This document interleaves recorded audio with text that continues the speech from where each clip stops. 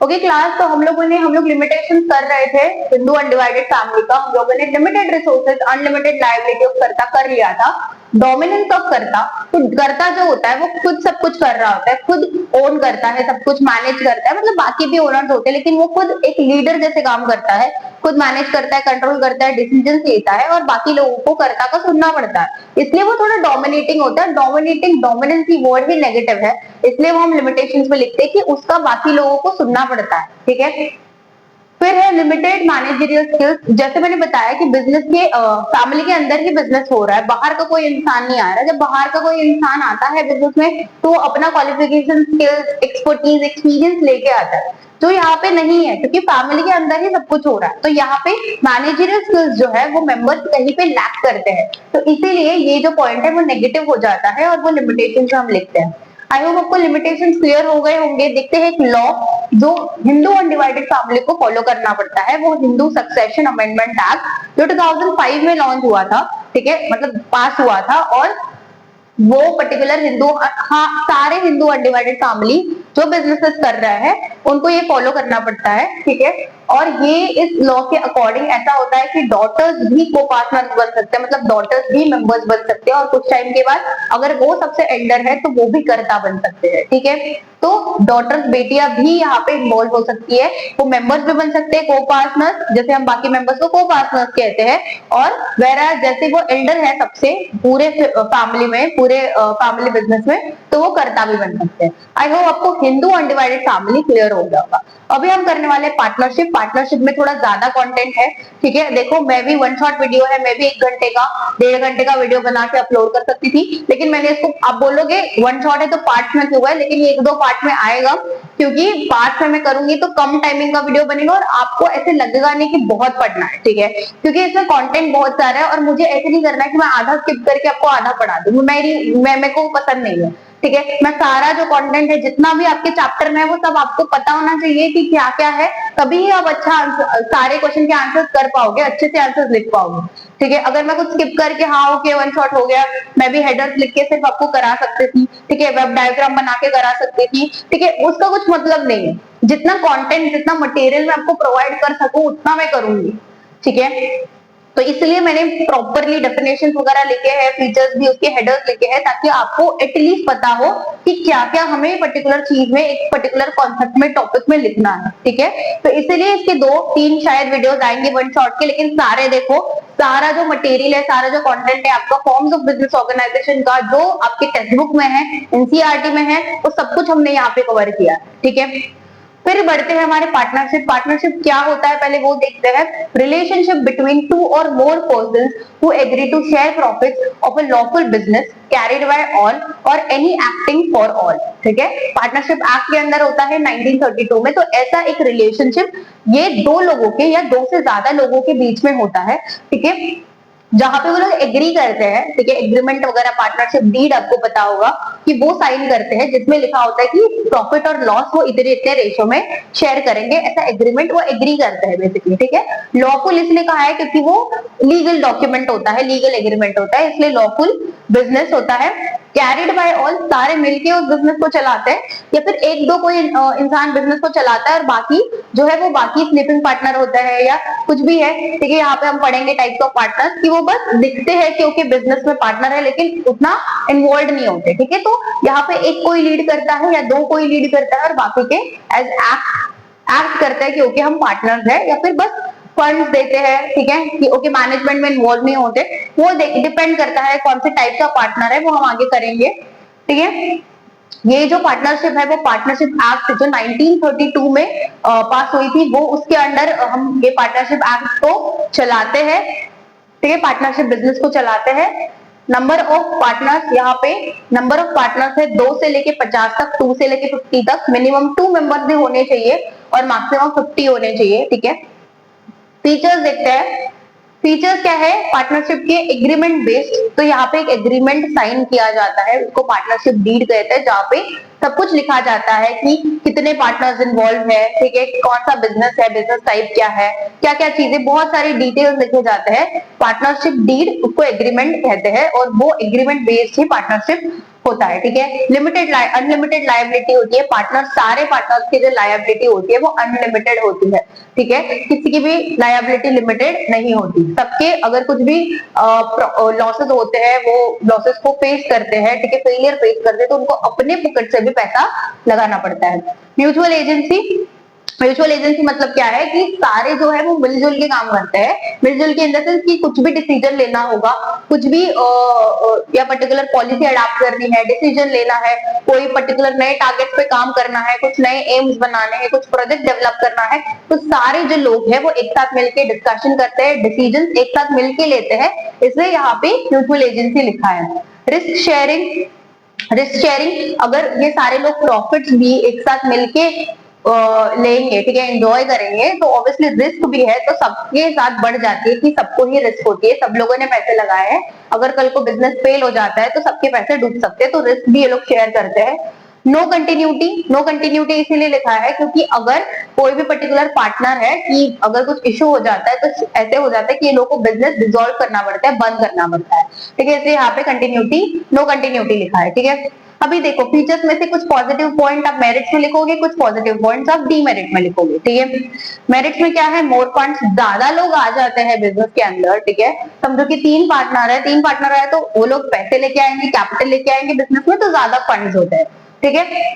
अगर 15 लोग आ रहे हैं तो और ज्यादा फंड्स होंगे, जितने ज्यादा मेंबर्स आएंगे पार्टनरशिप में उतना ज्यादा फंड हमें मिलता है, इसलिए वो मेरिट में हमने लिखा है, ठीक है। बैलेंस डिसीजन होता है, बैलेंस डिसीजन क्यों लिखा है कि यहाँ पे बहुत सारे लोग इन्वॉल्व होते हैं, सबके अपने अपने ओपिनियंस होते हैं, सब लोग अपना अपना कुछ लेके आते हैं और उसको डिस्कस करके एक डिसीजन लिया जाता है जो सबके हित में होता है, सबके बेहतरी के लिए होता है, सबके सजेशन सुन के लिया हुआ होता है, इसलिए यहाँ पे बैलेंस डिसीजन कहा गया है कि सब लोग इन्वॉल्व होता है, सबके ओपिनियन सजेशन सुन के एक पर्टिकुलर डिसीजन लिया जाता है, इसलिए balance decision. Sharing of risk, जैसे हमने ऊपर डिस्कस किया कि यहाँ पर रिस्क, अगर प्रॉफिट शेयर कर रहे हैं तो ऑब्वियसली रिस्क भी शेयर करना पड़ेगा, तो रिस्क भी शेयर करते हैं। सीक्रेसी, यहाँ पे सीक्रेसी भी मेंटेन की जाती है विद इन पार्टनर, जितने कम पार्टनर्स होते हैं उतनी ज्यादा सीक्रेसी मेंटेन की जाती है, ठीक है। लिमिटेशंस में दिखते हैं अनलिमिटेड लायबिलिटी, लायबिलिटी अनलिमिटेड है, मैंने कहा है कि अनलिमिटेड लायबिलिटी है तो वो लिमिटेशंस में ही जाएगा जहां पे आपको खुद के पॉकेट से पैसे डालना पड़ रहा है, ठीक है। लिमिटेड रिसोर्सेज है, ठीक है, अभी ये भी डिपेंड करता है कि कम पार्टनर्स है तो रिसोर्सेज लिमिटेड होते हैं, ज्यादा रिसोर्सेज आप नहीं कलेक्ट कर पाते हो, ठीक है, तो यूजुअली पार्टनरशिप में लिमिटेड रिसोर्सेज ही लिखते हैं हम। कॉन्फ्लिक्ट होने के चांसेस है, बहुत इंपॉर्टेंट और इजी है जो आप याद रख सकते हो कि ज्यादा लोग हैं यहाँ पे पार्टनरशिप में तो लड़ाई झगड़े डिस्प्यूट्स कॉन्फ्लिक्ट्स तो होंगे ही होंगे, तो यहाँ पे कॉन्फ्लिक्ट्स लिमिटेशन में आ जाएगा। Lack of public confidence, lack of public confidence मतलब पार्टनरशिप में जो नॉर्मल पब्लिक है वो अपना जो ट्रस्ट है वो नहीं दिखा पाती कि ये लोग क्या कर रहे हैं पता नहीं है, पर कंपनीज में ऐसा नहीं होता है, कंपनीज का एक गुडविल रेपुटेशन होता है, उसकी वजह से जो लोग हैं वो इन्वेस्ट करते हैं, यहाँ पे ऐसा नहीं होता, इसलिए पब्लिक कॉन्फिडेंस नहीं होता है, इसलिए lack of public confidence. I hope आपको इतना क्लियर हो गया होगा। फीचर्स में से भी कुछ चीजें आप डाल सकते हो, ठीक है। फिर टाइप्स ऑफ पार्टनर्स बहुत इंपॉर्टेंट है और बहुत बच्चे ये भूल जाते हैं, ठीक है। ये जो नाम होते हैं, ठीक है, मतलब हेडर जो है, जैसे एक्टिव पार्टनर हो गया, सीक्रेट पार्टनर हो गया, स्लीपिंग और डोरमैन पार्टनर हो गया, तो ये जो बेसिकली जो नाम है वो बच्चे भूल जाते हैं या फिर नाम याद रहता है लेकिन इसका मतलब क्या है वो भूल जाता है, इसलिए मैंने इसको भी थोड़ा डिटेल में लिखा है ताकि मैं आपको बता सकूं कि क्या पर्टिकुलर पार्टनर क्या होता है, ठीक है। जैसे एक्टिव पार्टनर, अभी नाम से पता चलता है कि वो सब कुछ करता है, एक्टिव होता है पार्टनर, ठीक है, कंट्रीब्यूट भी करता है कैपिटल को, बिजनेस को मैनेज करने में हेल्प करता है, मतलब बिजनेस एक्टिविटीज में इन्वॉल्व होता है, प्रॉफिट्स और लॉसेस दोनों भी शेयर करता है, प्रॉफिट्स हुआ तो प्रॉफिट्स भी शेयर करता है, लॉस हुआ तो लॉस को भी बियर करता है, ठीक है। अनलिमिटेड लायबिलिटी होती है इसकी भी कि अगर कल को कुछ दिक्कत परेशानी हो तो अपने पॉकेट से पैसा डालेगा, तो ये है active partner. Active partner simple है याद रखने में, ठीक है, क्योंकि वो एक्टिव है, सब कुछ करता है, जो बिजनेस में जरूरत पड़ती है सब कुछ कर लेता है, ठीक है। अब ये स्लीपिंग और dormant partner, contribute capital, capital contribute करता है, जितना भी कैपिटल यहाँ पे वो बिजनेस में लेके आ रहा है, ठीक है, जितना भी बोला गया वो लेके आता है, ठीक है, कैपिटल कंट्रीब्यूट करता है। डजंट मैनेज, मैनेजमेंट में इन्वॉल्व नहीं होता। तो ये आपको ध्यान रखना है, ठीक है। जो मैनेजमेंट होता है, एक्टिविटीज जो परफॉर्म की जाती है बिजनेस में, वहां पे स्लीपिंग पार्टनर इन्वॉल्व नहीं होता, वो कुछ नहीं करता है, ठीक है। Share profit and losses, unlimited liability, तो यहाँ पे अलग चीज क्या है सिर्फ कि वो मैनेजमेंट एक्टिविटीज में इन्वॉल्व नहीं होता, बाकी वो कंट्रीब्यूशन करता है, ठीक है, मतलब कैपिटल कंट्रीब्यूशन करता है, कैपिटल लेके आता है बिजनेस में, प्रॉफिट्स भी शेयर करता है, लॉस हुआ तो लॉस को भी बियर करता है साथ में, और उसकी लायबिलिटी भी अनलिमिटेड होती है। बाकी सब कुछ सेम है एक्टिव पार्टनर जैसा, बस स्लीपिंग पार्टनर क्या है, मैनेजमेंट एक्टिविटीज, मैनेजरियल एक्टिविटीज में इन्वॉल्व नहीं होता, कुछ काम नहीं करता है, ठीक है। फिर है secret partner, participation in business secretly unknown to public, unlimited liability. यहाँ पे फर्क क्या है कि ये सीक्रेटली पार्टिसिपेट करता है, ठीक है, कि लोगों को पता नहीं चलना चाहिए, छुप छुपा के, लोगों को पता ही नहीं है कि ये भी पार्टनर है, उसको सीक्रेट पार्टनर कहेंगे। नाम से पता चल रहा है कि यहाँ पे पार्टिसिपेशन तो होता है, बिजनेस का पार्टनर होता है वो, लेकिन लोगों को पता नहीं होता है, छुपा के रखा हुआ होता है उसको, उसकी भी जो लायबिलिटी है वो अनलिमिटेड होती है, ठीक है। फिर है nominal partner, only lends name, doesn't invest or share profits but has unlimited liability। तो नॉमिनल पार्टनर क्या होता है कि बस अपना नाम दे देता है क्योंकि मैं पार्टनर हूं, लेकिन यहाँ पे वो कुछ भी इन्वेस्ट भी नहीं करता है, कंट्रीब्यूट भी नहीं करता कैपिटल, और जो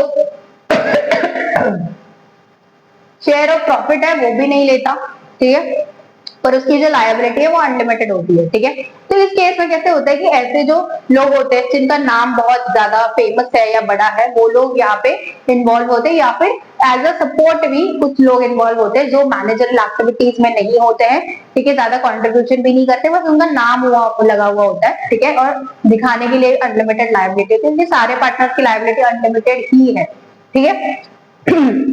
फिर है partner by estoppel, behaves as partner, creates impression liable to outsiders.